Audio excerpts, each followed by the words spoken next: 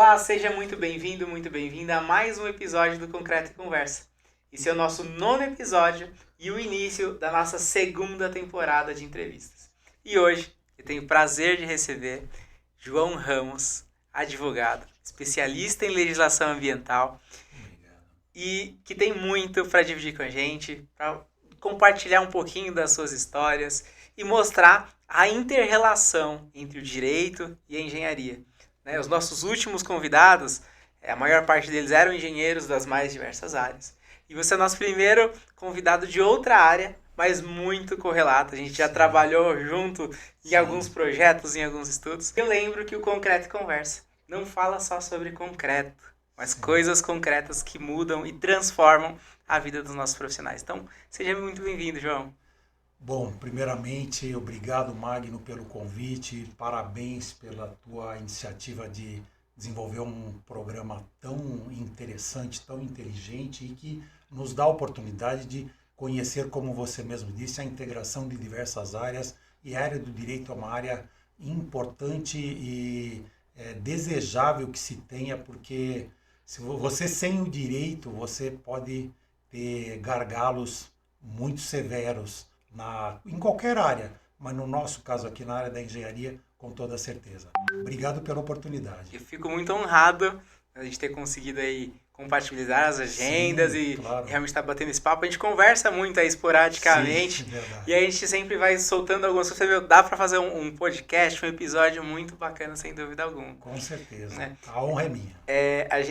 Eu sempre comento, né, que é fundamental a gente saber do direito. Sim. Porque se você faz o certo do jeito errado, dá errado. Sim. Então o direito realmente é isso, né? Fazer o certo do jeito certo, da forma como a legislação estabelece. Enfim, a gente vai falar mais a respeito disso. Verdade. Mas antes de mais nada, eu queria que você se apresentasse, falasse um pouquinho de você mesmo, da sua carreira.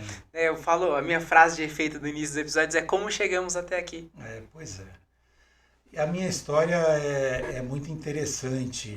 Eu venho de uma família de ambientalistas, né? Meu pai teve lutas importantes aqui em Embu das Artes mesmo. Eu vim para cá com 8 anos de idade.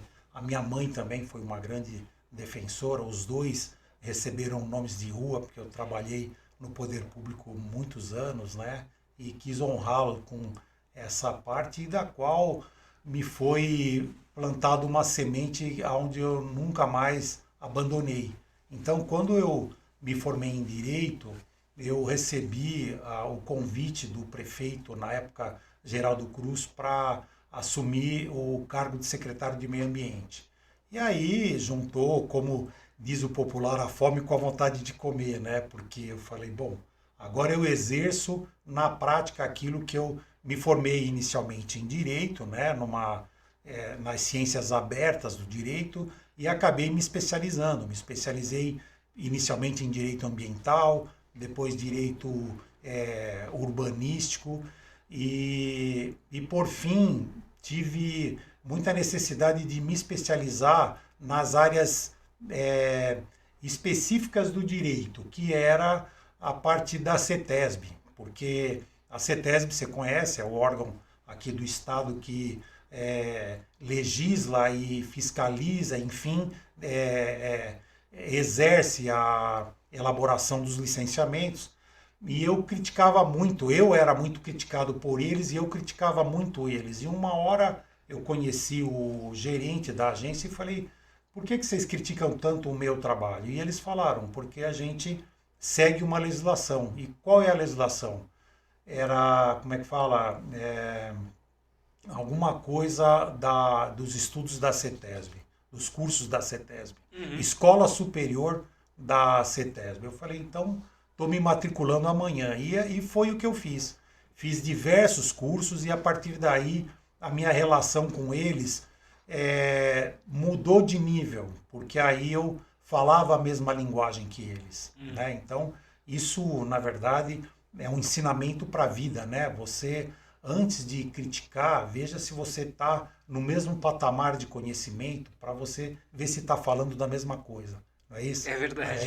Tem que ter muita humildade para compreender isso e foi o que eu fiz, né? É verdade. Não, sem dúvida alguma.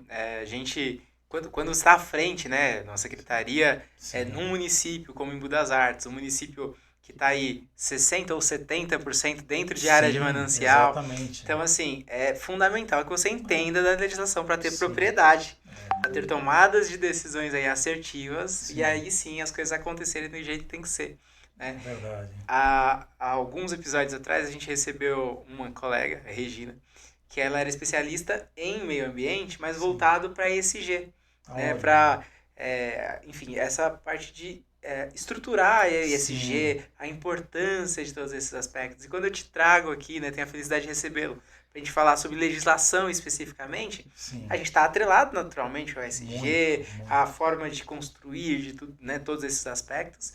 Então é realmente mostrar que a engenharia, o direito, as tantas outras áreas estão muito correlatas Sim, e que a gente tem que andar junto mesmo, é, porque só assim a gente consegue respeitar a legislação e desenvolver e acreditar no desenvolvimento acima de tudo, exatamente. né? Não é o desenvolvimento a qualquer custo, Não. mas com consciência. A gente já falou muito sobre isso aí nas É, nossas conversas, nossos sim. cafés de vez em quando. Mas eu queria que você falasse um pouquinho do que despertou, né? Você já falou aí que você tem uma origem ambientalista, né? Sim, Você nasceu num berço ambientalista, vamos dizer sim, desse jeito. Então, como que surgiu a sua empresa, primeiramente, né? Você tem uma sim, empresa que é a Tonice, eu queria que você falasse um pouquinho dela. E sim. como que você começou a estruturar essa empresa? Foi em paralelo a esse cargo? Foi posteriormente a esse anterior? Como que foi esse seu cenário? E fale mais também sobre a sua formação, né? Como foi Certo. esse período de formação acadêmica mesmo, né? É. Porque é realmente algo que faz muita diferença na nossa vida. Ah, com certeza. Eu, com relação à minha formação, eu acabei entrando para a área do direito mais tarde, porque eu atuava muito em publicidade. Até comentei há pouco com você que eu trabalhei na editora Pini, na revista Construção, então Uhum, eu tinha grande conhecimento na área. E eu estava naquela de não tinha uma formação superior ainda, né? Atuava há muito tempo nessa área e achei até que não ia precisar, mas aí o direito sempre me chamou muito a atenção, porque quando o meu pai faleceu, muitas pessoas vieram questionar. Meu pai foi implantou diversos empreendimentos aqui de loteamento, uhum, três na verdade, e muitas pessoas vieram questionar quando eu assumi como inventariante essa área.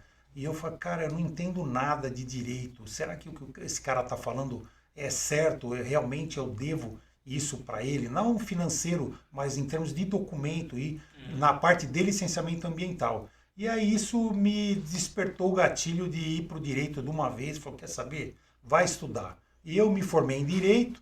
Depois, como eu já estava na administração, eu senti a necessidade de me especializar na área, fiz essas duas pós-graduação, depois esses cursos, lembrei do nome, a Escola Superior da CETESB, né? uhum. E fiz alguns cursos muito bons lá de licenciamento ambiental, alguns outros que não me recordo o nome agora, mas isso me deu muita bagagem para querer abrir uma empresa, porque muitas empresas queriam me contratar como consultor, mas você sabe, a relação com a empresa depende de ter uma nota fiscal, e foi quando eu idealizei a abertura da empresa, chama Soma Soluções e Meio Ambiente, e que eu trabalho basicamente com o quê? Com consultoria e assessoria na área de licenciamento ambiental, que é o que mais tem a demanda, afinal de contas, como você falou, nós estamos dentro de uma área de proteção e recuperação dos mananciais. Imbu é 70%, mas se você pegar Imbu para frente, no sentido sul, todas as cidades são 100%. Itapecerica, Embu-Guaçu, São Lourenço, Juquitiba é parte, né? Porque Juquitiba pega a parte do Vale do Ribeira também. E é uma lei muito. Ela chama lei específica e ela é muito específica. Uhum. Então, por mais que eu tinha na área do direito conhecimento da legislação federal e algumas estaduais, essa estadual ela muda muito, porque ela é a mais restritiva. E muitos profissionais têm dificuldade de auxiliar o empresário ou até o particular de como implantar o seu empreendimento, a sua obra, enfim, respeitando essa legislação. Isso é né? muito verdade, né? É, Às vezes as pessoas, inclusive há pouco uma cliente nos procurou e falou assim, eu preciso tirar a CETESB. É isso que as pessoas falam, eu preciso tirar minha licença da CETESB. sim, Então a gente precisa entender o que é essa licença de é, CETESB, quais são os tipos de licenciamento que a sim, CETESB exige, de acordo com a atividade que você vai exercer. claro, Então é importante que as pessoas saibam realmente dessas informações, sim, porque por muitas das vezes as pessoas só sabem quando recebem uma notificação, recebem uma autuação, recebem uma ordem de interdição por qual que seja o motivo, qual que seja a atividade. Então realmente é importante a gente passar a conscientização para as sim, pessoas do que é esse é, licenciamento, né? Quais são os tipos de licença que são exigidas de acordo com cada atividade comercial sim, claro, exercida. é, E aí eu queria que você falasse um pouquinho sobre esses tipos de licença, o que é o licenciamento que a CETESB sim, oferece claro, e, claro, o que é a CETESB em si, que tanto se fala sim. e que tanto se tem medo por muitas das É, vezes. pois é. É interessante, né? A CETESB, ela começou como Secretaria Metropolitana lá na década de 70 e ela veio evoluindo até alcançar mesmo essa nomenclatura de CETESB, que é companhia, alguma coisa, não vem muito ao caso agora, mas ela sempre teve o condão de cuidar dos empreendimentos potencialmente poluidores e que utilizem ou não recursos naturais. Quer dizer, isso tudo, claro, é feito por gente altamente gabaritada, profissionais de todas as áreas do direito, da engenharia, da biologia, da química, porque você trabalha, a CETESB é um universo à parte, né? Você trabalha com fumaça preta, com poluição de rios, com poluição do ar, todo tipo de poluição. No nosso caso específico, eu trabalho com licenciamento de atividades. Então, por exemplo, hoje você tem que saber, e isso é uma recomendação que a gente faz, e a engenharia, eu sei que você faz isso com muita propriedade, a sua atividade requer licenciamento da CETESB? Essa é a primeira pergunta, porque muitas vezes a pessoa não faz nem ideia.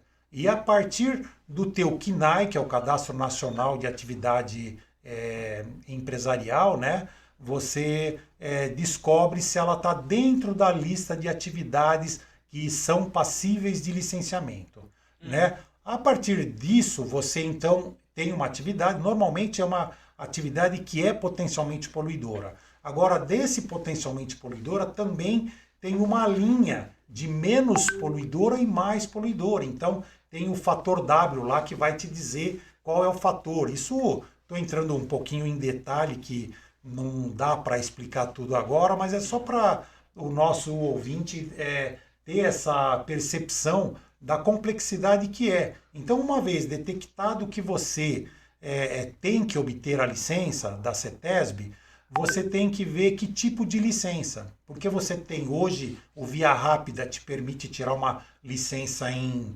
2 horas, dando informações, né, Declaração? aplicável, Uhum. exatamente, autodeclaratório, e você consegue. Recentemente eu tirei para uma empresa, só para usar um exemplo prático, né, uma serralheria. E o cara, a contabilidade falava, não, você precisa da CETESB, precisa da CETESB. Eu falei, mas por que você está dizendo que precisa? Não, porque a minha contadora falou. Então tá, eu tenho as listas da CETESB que determinam o que é, o que não é licenciável, né, Uhum. pela CETESB, e lá nessa relação dizia que serralheria, se ela não trabalhar com caldeiraria e nem com nenhum tipo de tratamento de superfície, como Galvanização. esmaltação, galvanização, banhos químicos e tudo mais, ela é passível de obtenção da via rápida. Sim. E aí eu expliquei para ele, nossa, ele ficou muito feliz, porque de fato é moroso e às vezes é entendido como caro. Uhum. Embora eu entenda que nenhuma coisa que vai te trazer legalidade e segurança possa ser considerado caro. Porque Exatamente. eu costumo dizer, quando alguém me fala que o meu trabalho é caro, eu falo, não queira conhecer o preço de uma multa ambiental, porque aí você vai saber o que é caro, além de todo o transtorno de ter embargo e paralisação do tipo, né? Exatamente. Então a gente tem que entender bem essa coisa, ainda mais um empresário, né? Então, essa licença via rápida é muito interessante. Agora, nós temos hoje, basicamente, a licença da atividade, ela tem três etapas. Então, a gente chama de licença prévia, licença de instalação e licença de operação, que a gente abrevia, chama de LP, LI, LO. Essas licenças, a licença prévia é para analisar se o zoneamento está adequado para aquela atividade, se as condições do próprio zoneamento do município se adequa, ao zoneamento do estado se adequa. Uma vez adequado, ok, você vai conseguir a licença prévia e vai obter a licença de instalação. Significa que você vai ter o direito de construir dentro daquilo que você pretendeu e instalar aquilo que você desejou. A partir do momento que a CETESB, que você comunica que finalizou a instalação, eles vão fazer a vistoria para verificar se você construiu do jeito que você falou que ia fazer, se você instalou do jeito que você falou que ia fazer. Uma vez isso pronto, você requer a licença de operação. Ouvindo assim, parece chato e moroso, e de fato é moroso. Mas, tecnicamente, é a única forma que você tem de estabelecer aquilo que você falou há pouco, o equilíbrio entre a proteção ambiental e o desenvolvimento econômico. Como que eu integro por exemplo, como que eu integro o Código Florestal com o Estatuto da Cidade? Porque se você olhar eles individualmente, aparentemente eles são colidentes, até conflitantes, mas não. O nosso papel, você, enquanto engenheiro, eu, enquanto advogado dessa área, é mostrar para o interessado, para o empreendedor, que é possível estabelecer essa relação harmoniosa. Sim. E eu, na minha área do direito, então, mais do que nunca, eu defendo essa tese de que você tem condição de desenvolver o teu trabalho, ainda mais aqui dentro da área de proteção e recuperação dos mananciais, desde que você respeite a legislação. Sim, né? Então, o que a pessoa se assusta é que muitas vezes ela começa sem ter o cuidado de respeitar todas essas regras. Mas depois de respeitou, vai para frente. Eu falo que se a gente anda com a regra embaixo do braço, tudo dá certo. Uhum. É pegar o livrinho das regras, vou fazer o licenciamento ambiental. O que é exigido? O que é necessário? Sim. Quais são os documentos necessários? Sim. Se eu coloco a regra embaixo do braço, tem tudo para dar certo. Com toda certeza. Né? Então, realmente, processos de linciamento junto à CETESB são processos que, por vezes, demoram. Às vezes meses, às vezes mais do que meses, anos. Então, assim, porque a gente sabe que, além de tudo, além da complexidade da análise de todos esses processos, são entidades públicas que, por muitas das vezes, têm um corpo técnico sobrecarregado, com quantidade de técnicos infinitamente menor do que o necessário para atender um estado como o estado de São Paulo. Sim. Então, realmente, essas demandas vão se represando e aí geram, por consequência, essa morosidade claro. que, infelizmente, acontece. Mas a verdade é, andando com a regra embaixo do braço, eu acho que tudo caminha para dar certo. Né? E eu sempre digo, não tem meio certo. Sim. Acredite ou não, você ou está dentro da legalidade ou você está na ilegalidade. Não tem meio certo. Não tem como você implantar um empreendimento mais ou menos certo, com um pouquinho de licenciamento. Ou ele atende integralmente ou não. Né? Então, a gente passar isso para os nossos clientes, para as pessoas que nos procuram, você tem como dar um jeitinho? Não tem jeitinho. É o certo. Cortei a árvore, então tá bom, a gente vai dizer que cortou, vai pagar a multa, vai fazer a compensação ambiental, vai fazer o que for necessário para mitigar o prejuízo ambiental que você gerou.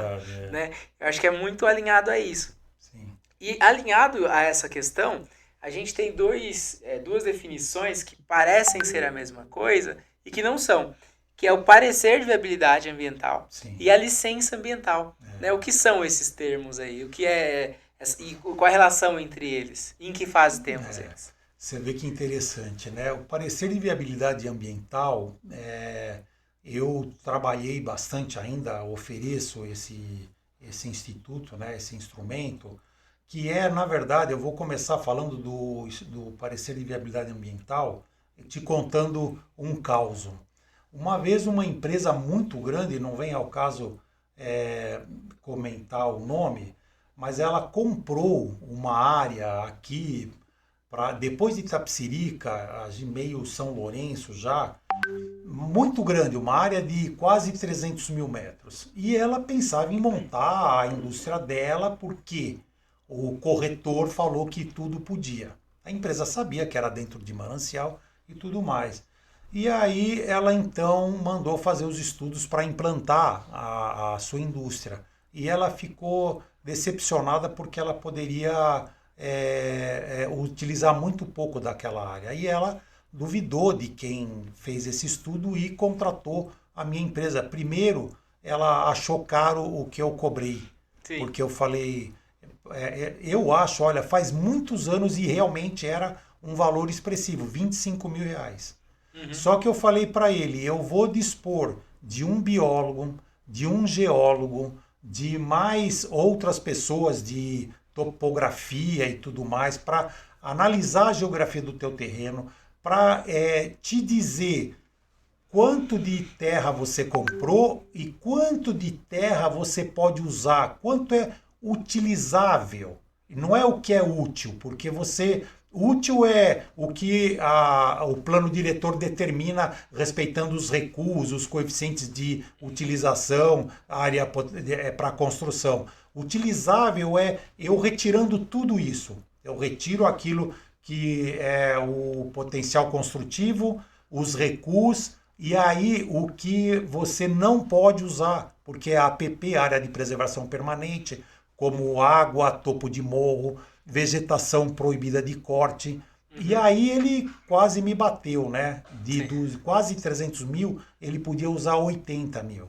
E ele falou, mas isso não cabe o meu empreendimento. Então, mas o senhor comprou de um corretor e ele falou que podia e o senhor acreditou.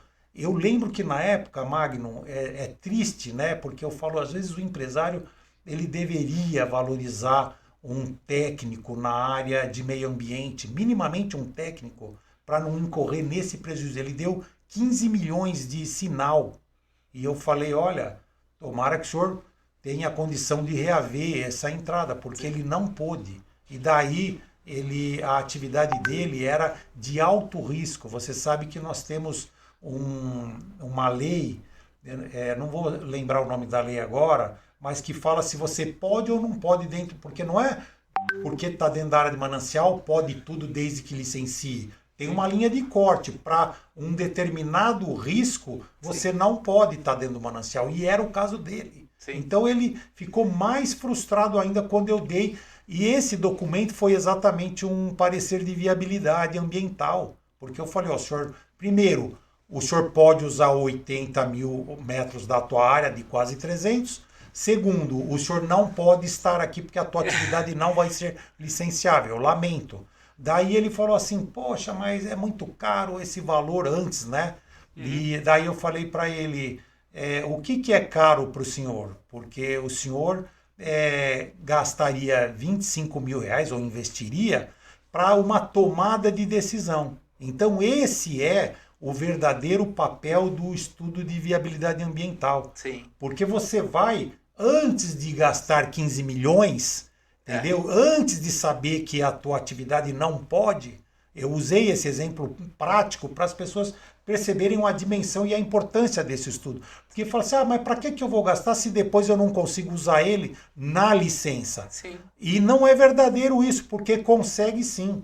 A CETESB fala assim, ó, se você tem um estudo de viabilidade ambiental, você fez um levantamento planealtimétrico georreferenciado, você fez um croquis de implantação, você já fez várias coisas que depois o estudo de viabilidade disse, ok, você pode, você aproveita no licenciamento. O próximo passo o próximo passo é finalizar o projeto em definitivo e apresentar. Então, é sempre um bom investimento que faz parte do planejamento de um empresário que sabe que isso é moroso e que, portanto, ele tem que usar o exemplo que você disse, coloca como é que fala, o livrinho de regra debaixo do braço. Porque se você respeita certinho, aparentemente demora, mas lá na frente passa muito rápido. Porque os técnicos, Magno, da CETESB, de qualquer outro órgão, seja promotoria, seja delegacia,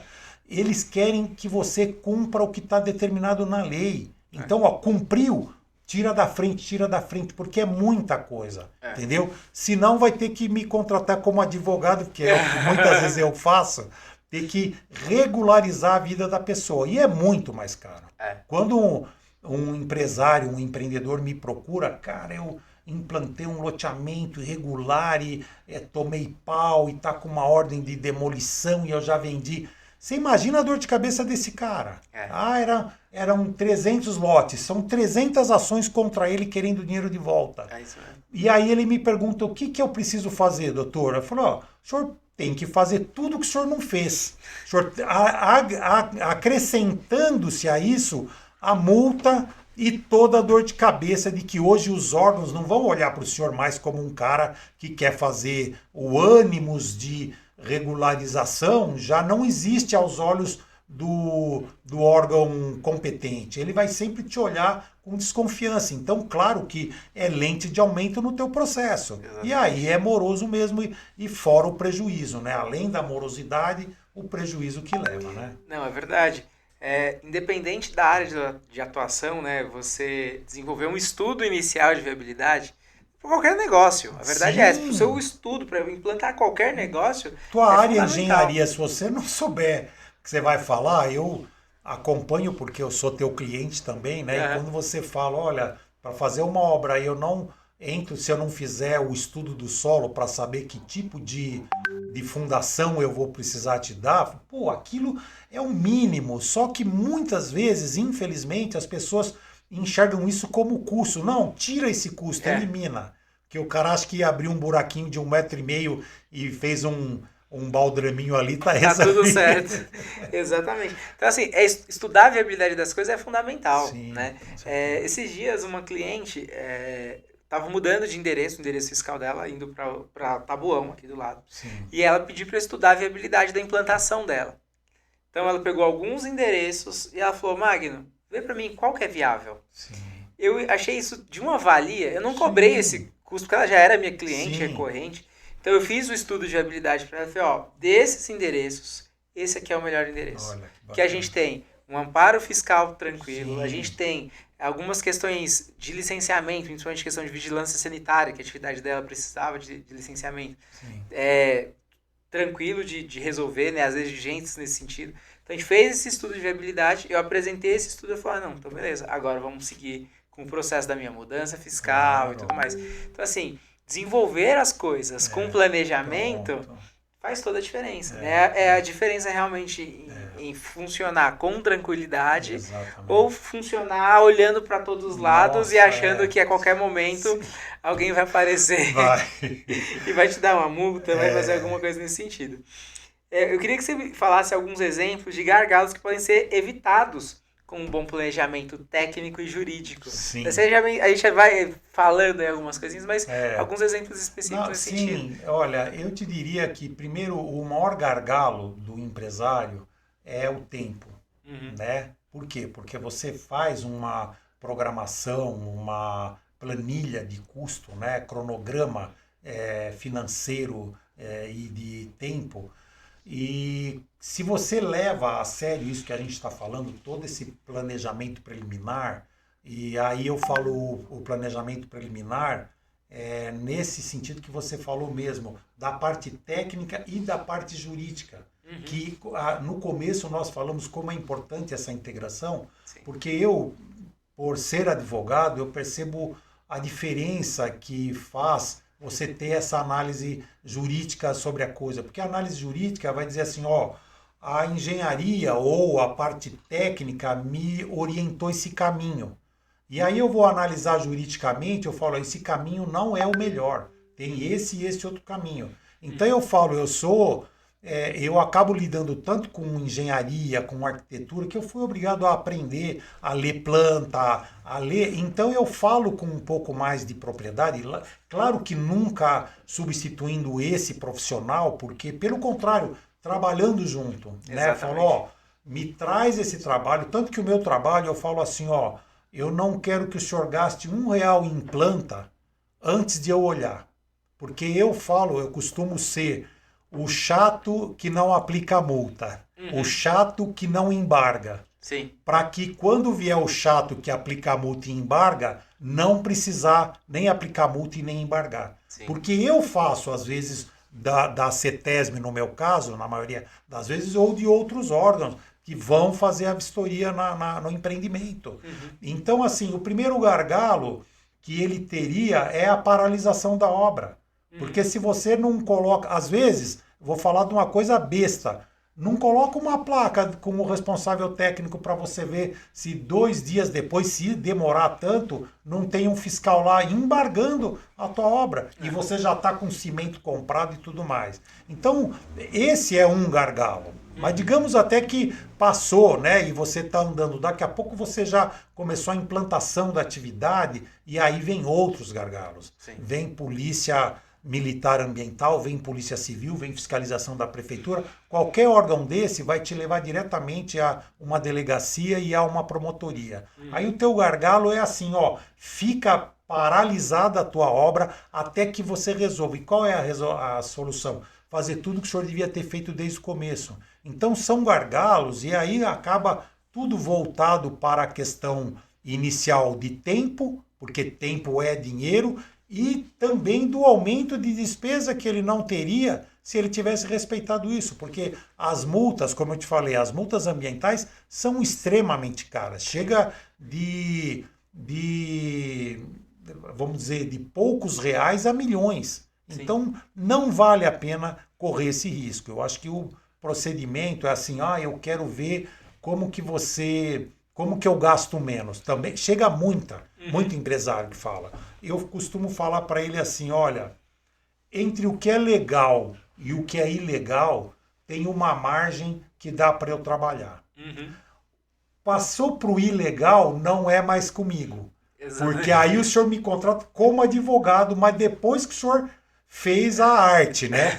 Porque eu não vou ajudar a fazer a arte. E eu explico. Exatamente. A arte é o senhor quer implantar, o senhor implanta, o senhor corre 50% de risco de passar. E hoje em dia, isso mudou muito. Porque a nossa promotoria está extremamente treinada, estudada, preparada para analisar essas questões de meio ambiente. Então, hoje você tem tanto delegacia como promotoria, então assim, altamente preparados para identificar. Dá dor de cabeça? Dá, mas você tem que estar preparado. Então eu falo, eu atuo muito na área administrativa e torço para que a pessoa resolva na parte administrativa, porque se entrar para outra área, penal, e vai para juízo, olha, não queira ter essa dor de cabeça. Eu tenho alguns casos que eu fico triste porque era coisa para resolver em 1 ano e eu tenho coisas que estão 4, 5 anos e não resolveram. Sim. Né? E pior, eles pensam que às vezes tem gente também que eu conheço todo mundo, eu conheço fulano, eu conheço cada um numa instância, numa instituição e falo, deixa comigo que eu resolvo. Tá bom, resolve. Mas quando você não resolver mais, você vai entender o que eu estou te falando. A história não se apaga, né? A verdade é essa. A questão ambiental é imprescritível, isso é importante. E ela, mesmo que você vá embora, ela pode alcançar os teus familiares. Então é importante grifar isso, Magno. A crime ambiental não prescreve, entendeu? E não prescreve, eu era secretário, entendeu? Várias vezes vieram coisas da época de secretário, eu fui 11 anos secretário, que voltavam da promotoria. Eu falei, gente, mas eu não sou secretário há não sei quanto tempo. Assim como eu fui presidente da ANLURB, Agência Municipal de Limpeza Urbana, de vez em quando chega coisa, nossa, eu já tive que ir me reportar para dizer, não, foi assim, foi assado, porque não prescreve essas questões, entendeu? Então é importante para que quem está nos ouvindo também tenha a lucidez de entender o que a gente está falando também nesse sentido. Exatamente. Né? E assim, o nosso papel, né, quando a gente está trabalhando, eu falo para o cliente, eu trabalho para fazer o certo do jeito certo. Sim. Não me chama para fazer o certo do jeito errado, Sim. ou o errado do jeito certo. Porque tem isso. De qualquer jeito vai dar errado. Vai dar errado, o resultado final não dá. Sim. Então, o certo do jeito certo, né? Caminhar com os licenciamentos, Sim. caminhar com, enfim, com a regra debaixo do braço, acho que é o melhor caminho, como eu sempre digo. E quando a pessoa fala assim, não, mas eu vou fazer. Eu falo, por sua conta e risco. Sua conta e risco. Eu não posso obrigar você a não fazer nada, todo mundo tem consciência do que desenvolve, do que faz, do como atua, mas o meu papel é dar orientação técnica, né? Quando me formei, e isso está no meu código de ética, eu tenho que apresentar o certo para a pessoa, como fazer, né, da forma mais clara possível. Por mais leiga que a pessoa se declare ser, né, a gente tem que realmente trazer a consciência para ela daquilo que ela vai desenvolver e como vai atuar e tudo mais. Então eu queria que você compartilhasse com a gente alguma história de casos práticos em que a antecipação evitou aí grandes prejuízos, grandes atrasos, autuações. Eu sei que você atua em grandes empreendimentos, né? Então, sem citar nomes aí de empresas, tal, você tem diversos clientes, mas que você compartilhasse alguma história nesse sentido com a gente. Olha, eu tenho alguns casos realmente, como você falou, mas tem um caso muito emblemático que eu fui contratado por uma empresa em 2015 e eu ainda não finalizei. Mas assim, essa empresa tinha tantos problemas, porque era uma empresa muito grande, é uma empresa de diretoria que não... quando você às vezes tem o nível de decisão que não conversa com o nível técnico, você tem essa dificuldade. Porque quando eu falo, eu acho que o diretor devia olhar, mas quem que é esse cara na minha estrutura, né? E eu era um cara só que dizia para ele, se não fizer desse jeito vai dar errado. E foi dando errado, e eu tenho muita alegria de dizer que depois de eles quebrarem a cara, pagarem o preço para não dar ouvido ao teu técnico, e eu falo isso porque você é um tremendo profissional, então deem ouvido para você, eu espero que esse recado chegue. E da minha forma também, se não quiser me dar ouvido como técnico, vai ter que me dar ouvido depois como advogado, entendeu? E essa empresa, ela teve problema com a CETESB, ela teve problema com o DAE, porque tinha captação por poço profundo e não tinha regularizado, e diversos outros problemas, e a gente foi regularizando, exatamente usando a tua fala, pegando a cartilha de regra e falou, não vai por lá. Pô, a VCB, eu tentei diversas vezes, se não tiver a VCB, eu não regularizo. Claro que isso é no âmbito prefeitura, mas até isso tinha. Então hoje nós temos essa vantagem de ter alcançado.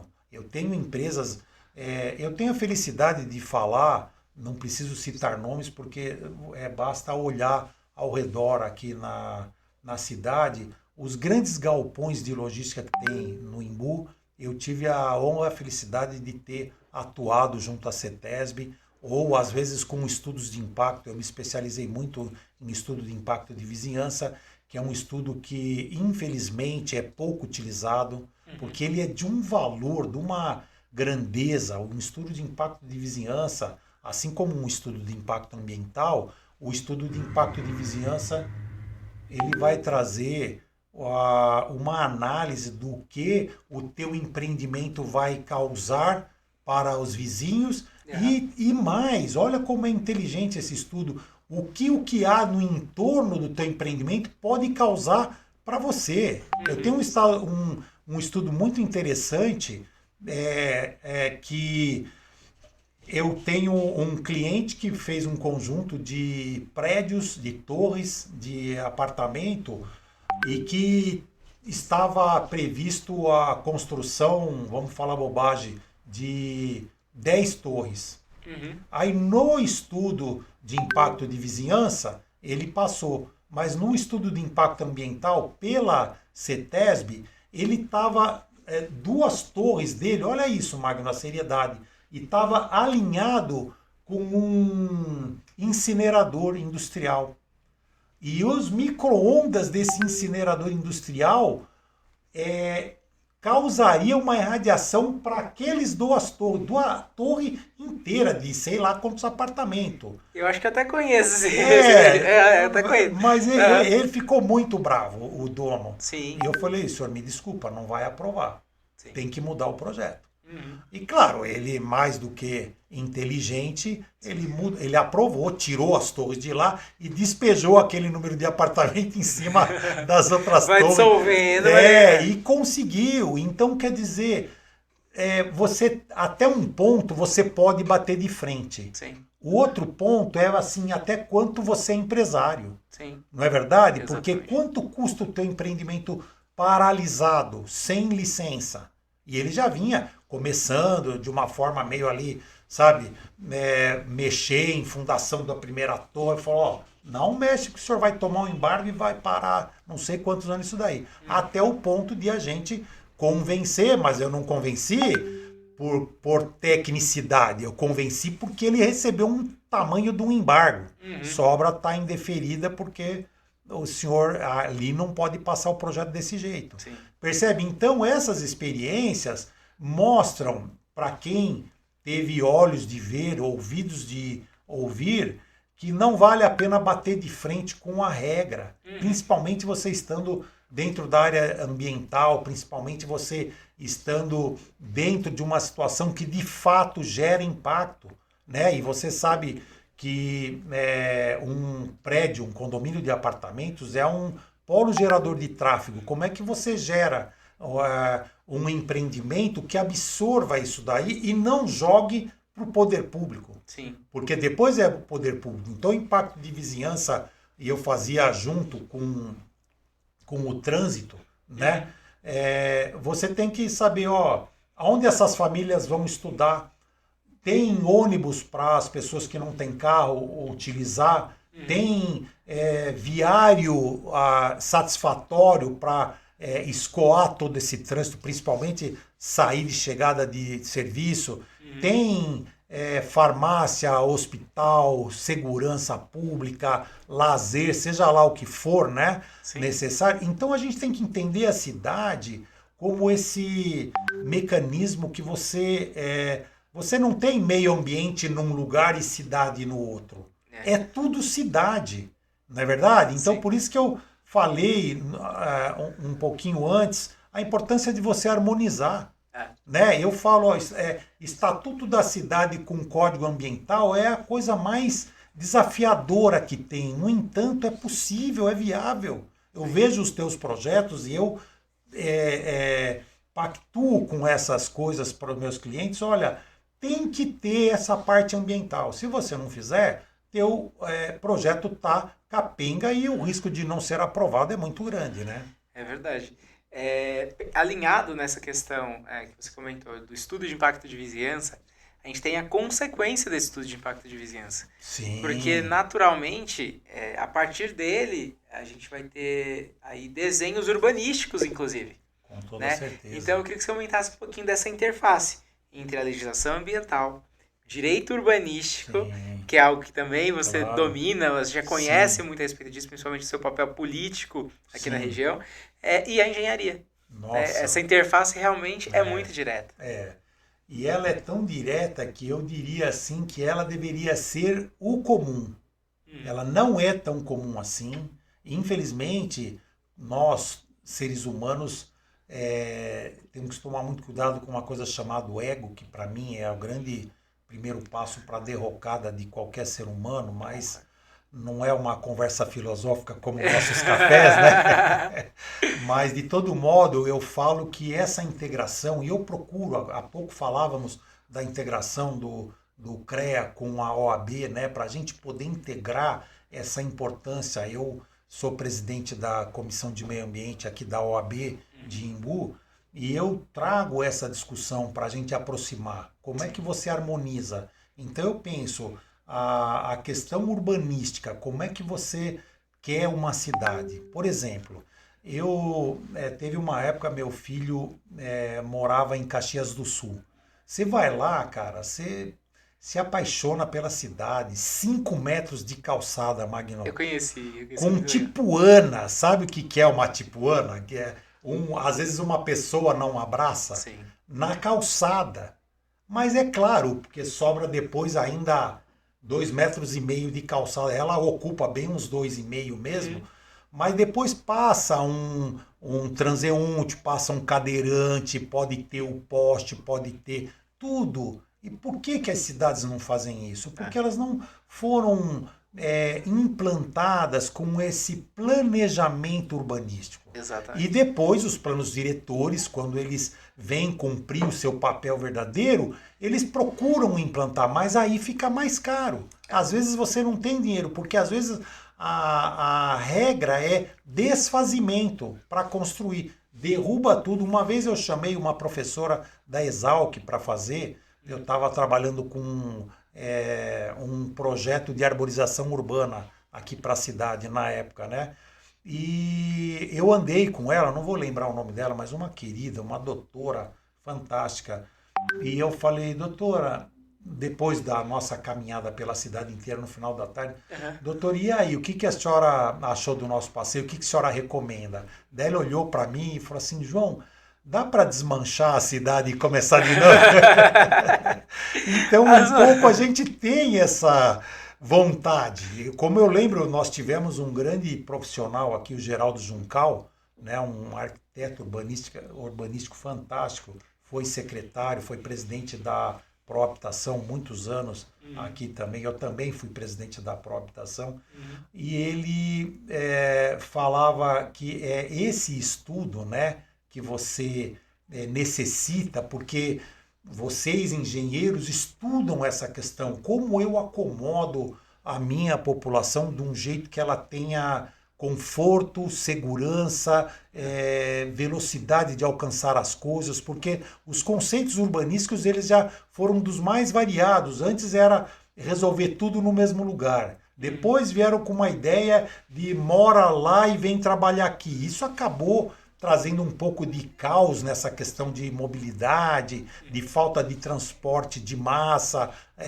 em nível suficiente, né? Sim. Foi muito bom para a indústria automobilística, mas ficou no meio aí outras necessidades, né? Uhum. E ele falava, ele fez até projetos aqui para o plano diretor de Imbu, de a gente derrubar algumas ruas estratégicas da cidade para poder construir calçada e outros usos na parte de baixo dos prédios, porque às vezes você pega uma cidade que cresce de qualquer jeito, você tem 10 bares numa mesma calçada, e não é É, que é errado ter bar, mas é que ela não teve nenhuma orientação de planejamento, exato. né? Porque você poderia ter um bar, um café, uma farmácia, uma costureira, uma cabeleireira, quer dizer, você poderia atender aquele centro ali de moradores que auxiliasse a própria população Sim.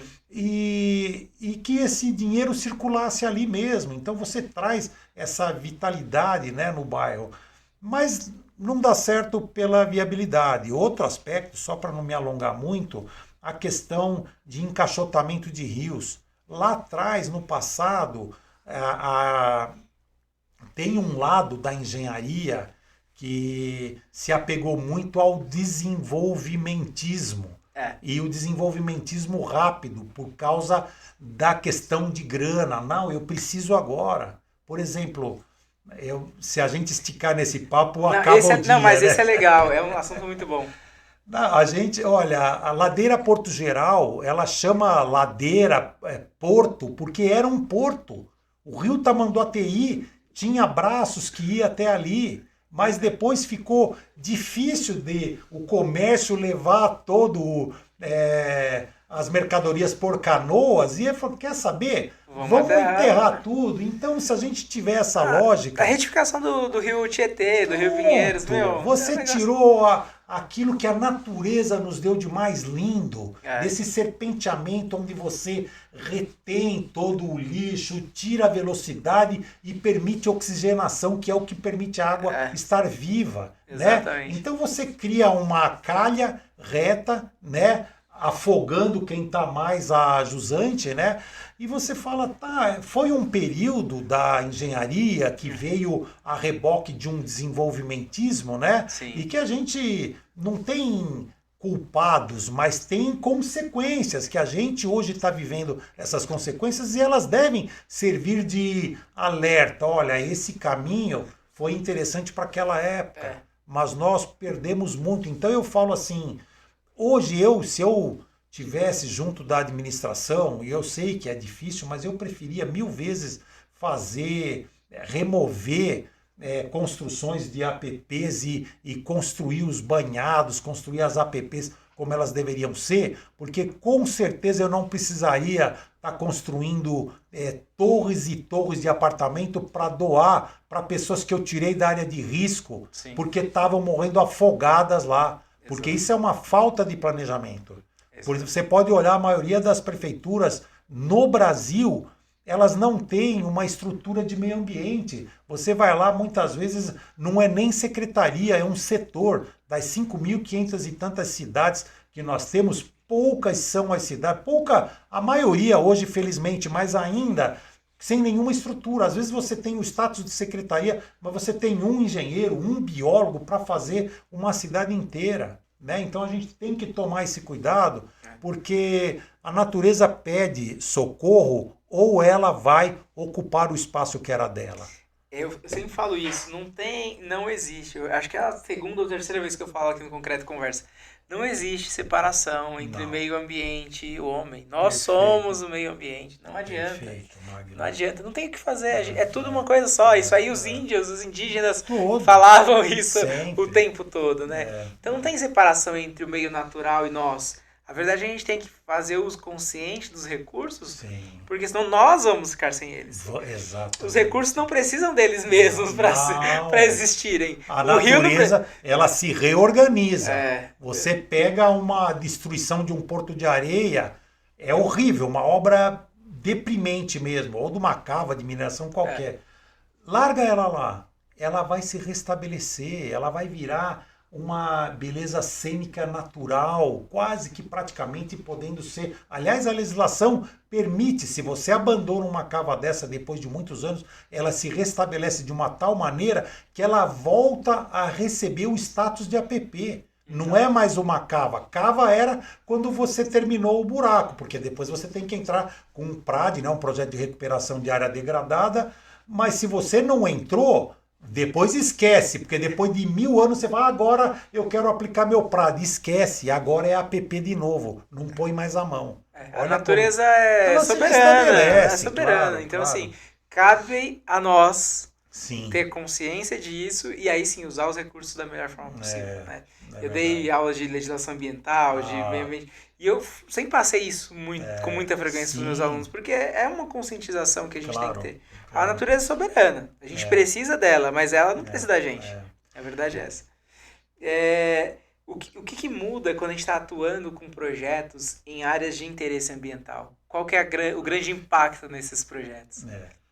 Então, o grande impacto é pegar, se você pega em qualquer projeto a cartilha da regra e põe debaixo do braço, essa aí você pega uma cartilha bem grande da regra ambiental e põe debaixo do braço, que essa sim você não passa adiante. Então, por exemplo, a área de interesse ambiental, ela pode ser por vários motivos, né? Porque ela está numa área que é manancial, gerador de água, então você tem que tomar muito cuidado, porque a legislação vai dizer que ela tem que ser num crescimento demográfico menor, para não impactar tanto o uso do solo.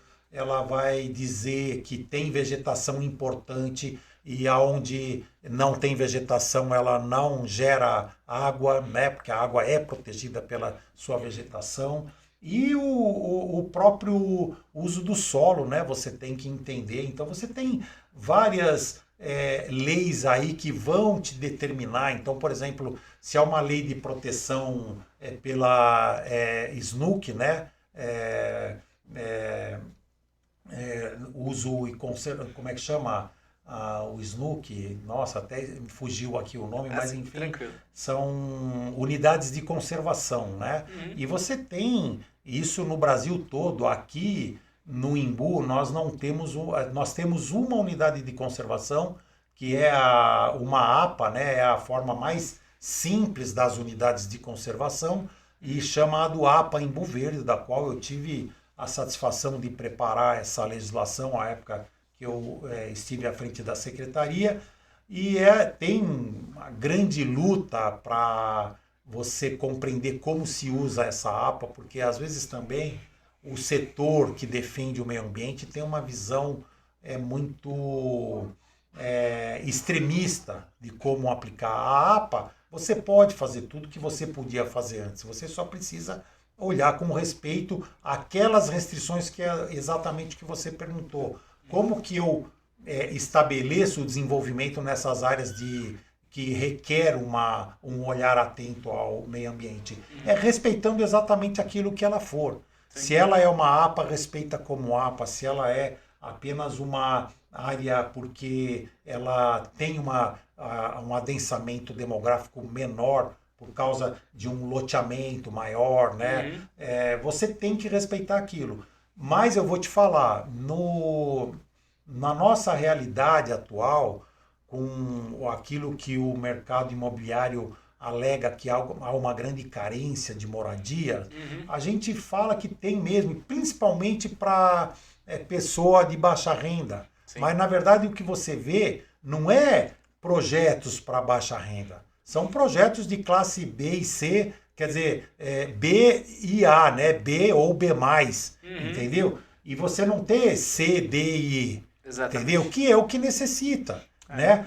Então você vê, às vezes, o uso dessas áreas, eu vejo, infelizmente, aqui no Imbu, eu prestei durante 1 ano e meio um trabalho para a Prefeitura de Itapecerica, colaborando com eles na revisão do plano diretor. E, cara, é uma judiação você ver a área de manancial, lá é 100% manancial, e invadida, destruído assim, onde o lote era 1.500 metros, o cara fazendo lotinho de 125 e transferindo para o poder público essa obrigatoriedade de que ele amanhã ou depois vai ter que absorver essa fazer solução. Infraestrutura, toda. E aí é o que eu falo. Por quê? Porque a secretaria, a maioria das cidades do entorno, elas vivem esse problema, ela tem 1 ou 2 fiscais, ela não tem estrutura para chegar lá e coibir essa ocupação, sem contar que hoje a gente está com essas ocupações fortemente aparamentadas pelo mundo do crime, né? Então, assim, é uma pena falar. Eu, quando secretário, eu fui várias vezes nesses locais e fui recebido com gente de arma na cinta, falou: secretário, aqui a regra é posta. Muito infelizmente decorre de uma omissão do Estado. Sim. Porque o Estado mesmo não alcançou levar aquilo que aquela população precisava. Sim. Certo? E aí, você, uma vez que não levou, aquela comunidade vai encontrar um jeito de se resolver. Exatamente. Eu tenho casos, Magno, que eu, quando cheguei como secretário, vamos pôr coleta seletiva em tudo quanto é lugar, e eu levei a coleta seletiva numa comunidade aqui do Imbu, e aí os fiscais me mostraram, uma semana depois, a turma lá, a comunidade, entrava naquelas caçamba com rodinha e tampa, fazia uma coisa bacana, e descia morro abaixo as rodinhas. E eu fiquei bravo, todo arrogante, e fui lá, eu quero ir lá conversar com essas pessoas. E eu fui conversar, conheci a galera com os nomes mais inusitados possível, né?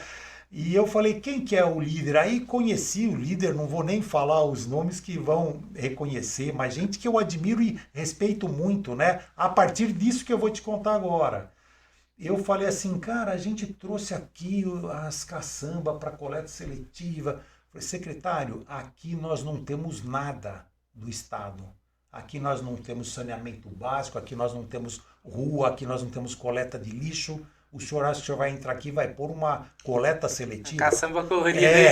Aí eu falei, cara, me desculpa, na hora, porque caiu a ficha. Sim. Eu era novato, né? Eu lembro que uma das melhores coisas como servidor público que eu aprendi não é fazer para, é fazer com. Nunca mais vou esquecer dessa frase. Sim. Porque fazer com, cara, é você entender o que as pessoas estão precisando de verdade. É ir lá, viver a dor delas. Sim. E isso daí me deu uma dimensão de vida mesmo, não só de experiência como vida pública, sabe? E na hora, mudou aquela relação. Para você ter uma ideia, nós entramos naquela comunidade, nós construímos biblioteca, nós construímos sala de leitura, sala de música, e a coleta seletiva foi uma das melhores que nós tivemos na cidade.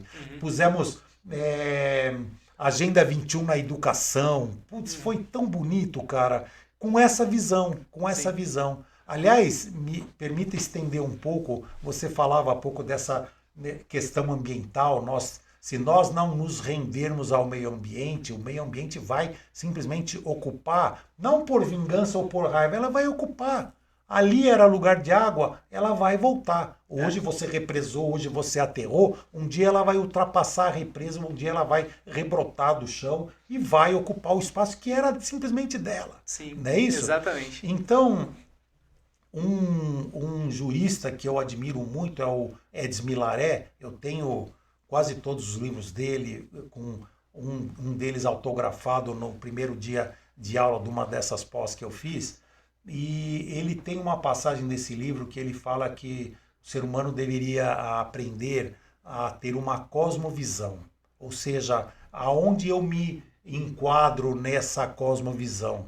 E aí tem um outro querido que eu conheço que era professor da Exalc, deve ser ou já se aposentou, e ele falava assim, enquanto a gente não entender que nós somos apenas mais um ser nessa cadeia de seres vivos que compartilham essa mesma esfera suspensa chamada Terra, que é um organismo vivo, não é isso? Sim. A gente vai pagar o preço da nossa própria ignorância.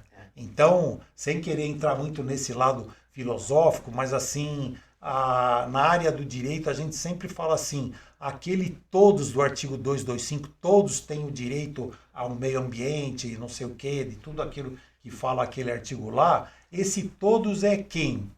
São todos os seres humanos ou todos os seres vivos? Que deveria certamente ser todos os seres vivos. Correto. Mas tem uma grande parte da humanidade que enxerga como o Milaré fala como uma visão antropocêntrica. Todos os seres humanos, porque todo o resto deve servir ao ser humano. Exato. Né? E também tem a visão biocêntrica, que tira o ser humano e que não pode ser também. Vamos zerar. É o equilíbrio disso, é uma visão sistêmica de cosmovisão. Eu sou mais um ser. Só que eu tenho tanto direito quanto a mais ínfima das bactérias. Aliás, um vírus, nós vimos a capacidade do Covid, não é isso? O que aconteceu? Um simples vírus invisível praticamente, pelo menos a olho nu. E a gente, será que isso quer dizer alguma coisa, né, Magno? Exato. Me desculpem, aí já não, mas extrapola. Não, mas eu acho que é muito válido, assim, a gente ter essa visão realmente, né? De quão complexo, as coisas estão muito interrelacionadas, Sim, a verdade é essa. Com certeza. A gente falar sobre meio ambiente, falar sobre engenharia, sobre evolução, a gente tem que realmente entender que as coisas não estão aí só para nos servir. Tá tudo muito integrado, né? E agora, mudando um pouquinho a nossa abordagem, mas ainda falando sobre os aspectos ambientais, eu queria que você falasse um pouquinho sobre como funciona a Soma, né, a sua empresa. Né, você compartilha aí um pouquinho conosco a questão da consultoria técnica, da consultoria jurídica integrada a essa consultoria técnica e o resultado que isso traz para os seus clientes, para os usuários aí realmente desses serviços, né, legais. Olha que interessante. Essa pergunta é boa porque ela me remonta até quando eu abri a Soma, era simplesmente um CNPJ para dar para quem me consultava. Mas na medida em que eu ia apresentando os meus serviços, eu ia percebendo algumas coisas interessantes, como por exemplo, a partir daquela história que eu contei aqui do cliente que comprou uma terra por causa de um corretor, na minha opinião, irresponsável, né? Eu me tornei corretor. Eu sou corretor, mas não é porque eu quero ter mais uma habilidade, é porque eu acho que o corretor ele tem o dever de ser honesto, Sim. de fazer e de ser profissional. Faça o teu trabalho bem feito, apresente um estudo real para o teu cliente que você nunca mais vai deixar de ter esse cliente. Exatamente. Eu tenho clientes, Magno, que vieram para o Imbu, me procuraram, foram embora do Imbu por uma outra questão e anos depois voltaram para o Imbu. Eu não estava mais na secretaria e me procuraram. Não, eu quero fazer com você porque você me deu todas as garantias de confiança e credibilidade. Então é isso que eu ofereço, porque eu falo, o meu estudo é um estudo técnico e jurídico, que é exatamente a outro lado da vantagem de eu como advogado, não é dar uma olhadinha, eu olho profundamente na legislação a qual eu me especializei para dizer para a pessoa, olha, o teu produto vai por aqui, mas do ponto de vista jurídico ele tem que seguir isso, isso e aquilo. Então foi uma união feliz, né? Uhum. E essa parte que eu falei de prestar assessoria, consultoria, eu realizo muito realmente o licenciamento de atividade, mas eu realizo muita regularização de Sim. pessoas que é muito comum que comecem errado. Sim. Eu não sei, eu vejo uma propaganda que a tua esposa tem feito bastante, né? E ela falou, foi até bonzinha de falar que grande parte do Imbu é irregular, eu diria... É 90%. Ah, pronto, é 90%. 90%. Então pronto. O número... Eu não sei se ela fala 90%, ela é mais boazinha. Não, acho que ela comenta 90%. É 90% mesmo? E no folder tá da prefeitura certo. tá escrito que 90% da cidade é irregular. Percebeu? Gente. Então eu falo, quando isso é uma realidade, acende uma luz da gente falar, alguém está cometendo algum erro, né? De omissão, no caso do gestor, com todo respeito a qualquer administração que esteja aí, chama a atenção de você ser mais atento, senão você vai ser um eterno enxugador de gelo. Exatamente. Você vai lá e oferece anistia para o cara que infelizmente não pagou, sabe? E em detrimento de quem honrou os compromissos e pagou em dia. Então, são mecanismos que são necessários, importantes, mas não pode ser sempre. Você tem que inverter essa lógica e ter vamos dizer assim, um enriquecimento, um aumento da musculatura de fiscalização para ir a campo, para coibir na hora. Porque depois você transfere o ônus para o próprio poder público, que é o que falávamos há pouco. É orientar, Lógico, orientar o munícipe. Eu entendo que em Embu das Artes a gente tem uma região periférica muito grande. Muito. Né? Foi um crescimento aí que foi o bracinho de São Paulo. Sim, que foi crescendo conurbou com tudo e veio exatamente, emendou cá. E aí foi indo. Então a gente entende que tem uma densidade diferenciada, que não foi planejado e tudo mais, mas o poder público, eu nunca ouvi falar que o poder público fez alguma campanha do tipo, gente, sabia que para você construir você precisa de licença? Eu tenho que acreditar que as pessoas não saibam, por exemplo. Sim. Porque existem pessoas que não sabem o papel de engenheiro, que ela tem direito a uma consultoria pública, por exemplo, que o município, né, nesse programa que está em vigor, o município oferece assessoria técnica. Nossa então a senhora. pessoa que tem até uma determinada faixa de renda familiar, ela consegue, de graça, regularizar o processo da casa dela. Mas isso tá assim, isso de tá forma na lei. Massiva? Não, na lei pode estar, sim, mas assim, as pessoas por muitas vezes nem sabem.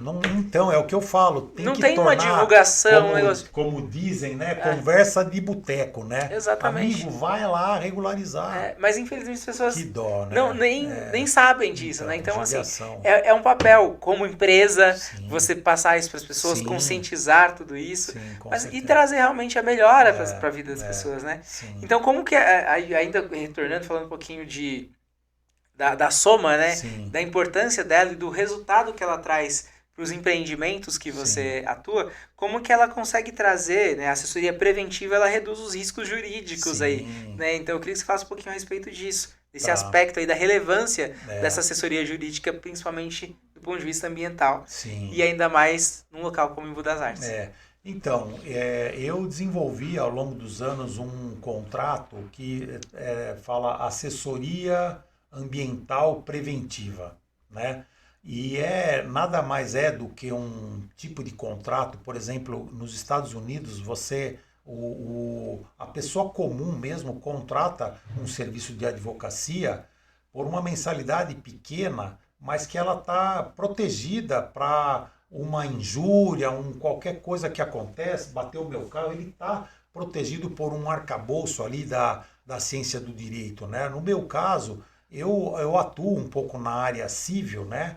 Eu tenho hoje um repertório de parceiros, escritórios parceiros, que eu atuo em todas as áreas. Claro. Mas a Soma atua oferecendo essa segurança para que, principalmente porque em área de manancial não é brincadeira você ter uma licença. Muitas empresas vão embora da área de manancial devido às dificuldades que tem. Mas dificuldades essa por falta de ter um especialista. Sim. É igual você tem gente que fala, não, aqui eu não consigo fazer nada. Você com a visão de engenheiro, só de olhar você já sabe. Consegue sim, faz assim, faz assim. O meu projeto foi um caso típico, né? Sim. Eu falei, eu queria uma coisa, quando vocês me mostraram, eu falei, caramba, que coisa linda. Na minha cabeça, que é uma cabeça leiga nessa linguagem, não fazia, nunca visualizei aquilo, percebe? Então, a gente mostra isso para os clientes. Olha, você pode sim implantar dentro da área de manancial,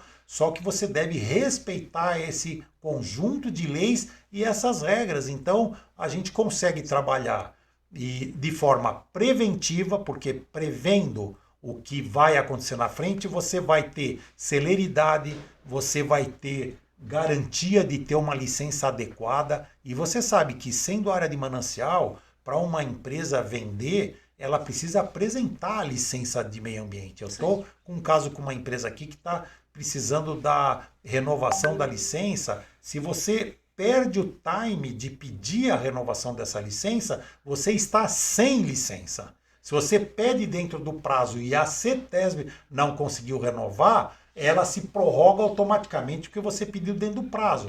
Mas eu falo para as pessoas, gruda na frente de quem vai pedir isso daí, porque é 120 dias antes que você tem que pedir, pede com 160 dias antes. Porque depois você tem que provar que você cumpriu todas as exigências técnicas da licença, que às vezes é uma pequena obra que você tem que fazer e você não fez. Não adianta você pedir e não mostrar que você cumpriu. Aí, se você pede cravado nos 120 dias, você já se lascou, entende? Então, são orientações que a gente passa que eu vejo que as empresas seguem. Mas, de ponto de vista muito curioso, empresas, eu estou falando de empresas de grande porte, tá? Em todas as áreas, tanto na indústria quanto na área da construção, Magno, como são despreparadas, assim, ou talvez o termo mais adequado seja desestruturadas desse tipo de profissional. Chama um engenheiro de meio ambiente, seja lá o que for, contrata uma consultoria, contrata a minha empresa, sabe? Porque é uma coisa impressionante. Quando eles vêm te procurar, às vezes o problema está tão maior, como o caso dessa empresa lá de 2015 me chamou, e nós estamos em 2025, 10 anos tomando pau, tendo problemas severos, gastando muito mais recurso do que se tivesse feito o passo a passo, percebe? Mas é uma questão de mentalidade também cultural. A questão ambiental, para nós aqui na região de proteção do manancial, é uma questão de que as pessoas entendem como como é que fala? Uma barreira? Uma barreira, enfim, um problema, né? Na vida, de modo geral, você entende que obstáculo era a palavra que eu ia dizer. Esses obstáculos, a forma melhor que você tem de lidar é olhar eles de frente e falar o que você pretende que eu aprenda com isso? Sim. E aí, infelizmente, a maioria das empresas aprende do jeito mais caro, Sim. que é tendo as suas obras embargadas, pagando dinheiro significativos de multa, né, e precisando contratar, às vezes, grandes escritórios, por exemplo, produtos que teve área contaminada. Meu, aquilo custa tão caro para você fazer uma análise de contaminação, sabe? A gente já conversou a respeito. Eu tenho uma empresa que a gente ficou 5 anos, porque você tem que apresentar 5 relatórios e você tem que fazer um relatório por ano, você faz furo vários poços, né, com um poço branco para saber que ali é a qualidade da água que você tem que ter e os outros poços na área de contaminação. Você coleta um na época de cheia, nível de aquífero alto, outra na época de nível de aquífero baixo para comparar, para você levar para laboratório, para pegar aquela análise,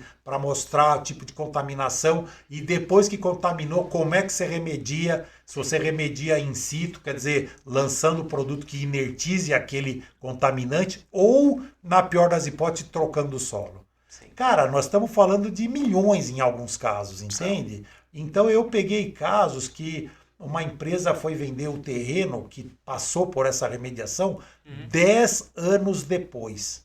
Sim. Você imagina o que é para um empresário ter uma área nobre do lado da rodovia 10 anos sem poder reverter um centavo de resultado.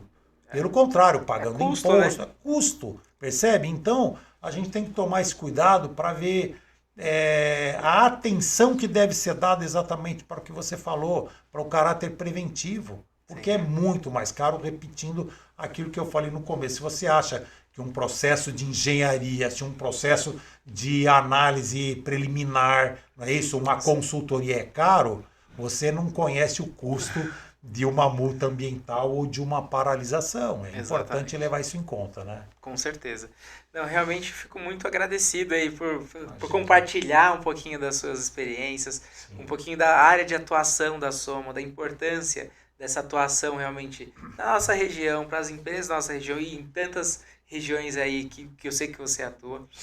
Eu queria que você falasse um pouquinho e fizesse aí a recomendação para aquele profissional que gostaria de atuar nessa área, né? Tanto os advogados, tanto os nossos colegas engenheiros que gostariam de atuar aí diretamente com a parte de legislação ambiental, né? Entender um pouco mais e o que é necessário para se aprimorar nessa área. Sim.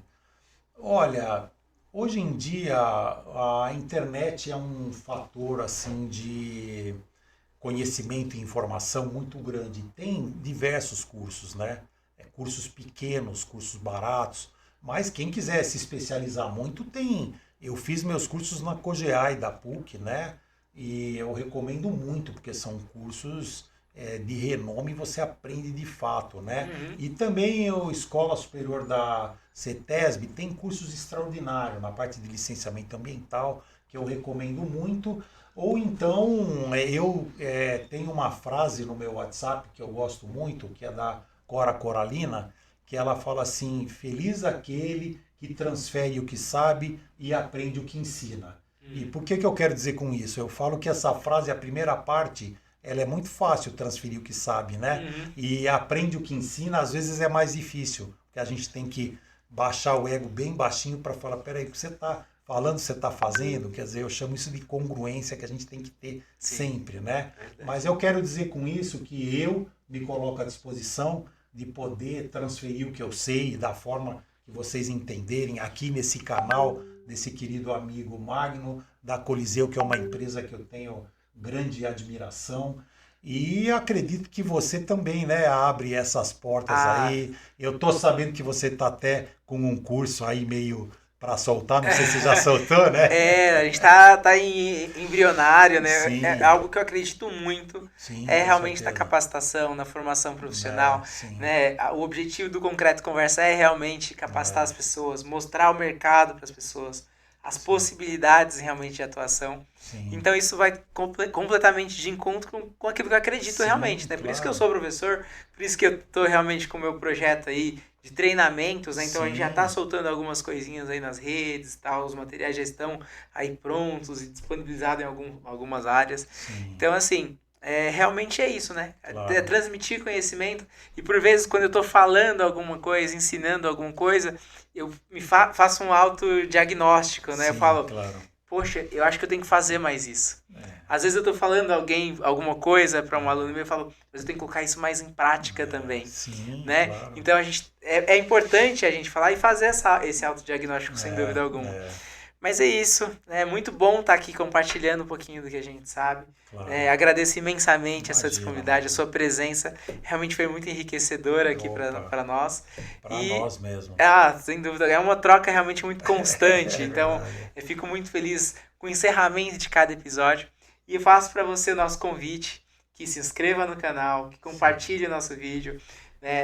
Assista aí o nosso episódio nas plataformas de streaming também, Spotify, Deezer principalmente, e compartilhe realmente, porque a ideia é essa, que o conhecimento chegue para o máximo de pessoas possível. Verdade. E que com certeza essa é a nossa grande missão. Então, mais uma vez, muito obrigado, fica o nosso convite para o nosso próximo episódio, um grande abraço a todos. Tá, e só queria passar um canal que possa ser até embrionário, mas eu falei há pouco, eu como presidente da Comissão de Meio Ambiente e o Magno como engenheiro tem um relacionamento sensacional com o CREA, a gente está elaborando, quem sabe ainda para esse ano, né, Magno? Sim. Um seminário, alguma coisa voltado a um tema que venha tratar um pouco de tudo isso que a gente falou. Eu, da minha parte como advogado na área de meio ambiente, quero trazer essa discussão do desenvolvimento de uma cidade. Ele não precisa ser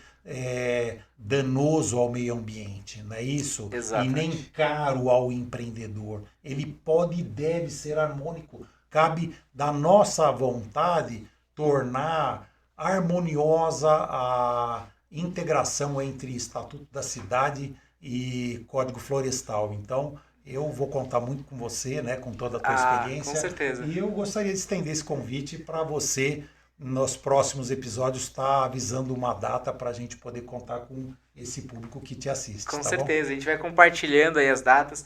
Nosso canal aqui é muito aberto, então Instagram, nosso YouTube, a gente vai sempre divulgando aí os próximos acontecimentos, os próximos convidados. Perfeito. A gente tem uma agenda aí repleta de muita novidade, muita coisa boa vindo realmente, vinculada naquilo que a gente acredita acima de tudo. Né? Acho que a gente tem que trabalhar com aquilo que a gente acredita. E aí, dessa forma, as coisas sempre dão certo. Perfeito. Tá bom? Então, mais uma vez, muito obrigado a você, João. Obrigado a você que acompanha o nosso episódio até aqui. E até o nosso próximo episódio. Um grande abraço. Um abraço a todos.